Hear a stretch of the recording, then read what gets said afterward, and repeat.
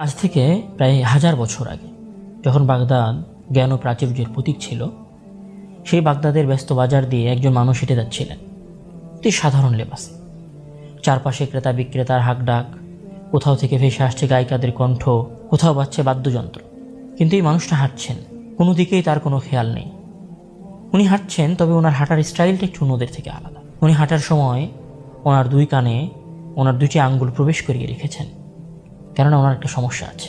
সমস্যা বললে ভুল হবে, বলা যেতে পারে যেটা আল্লাহ তাআলার পক্ষ থেকে তার জন্য একটি বিশেষ নিয়ামত।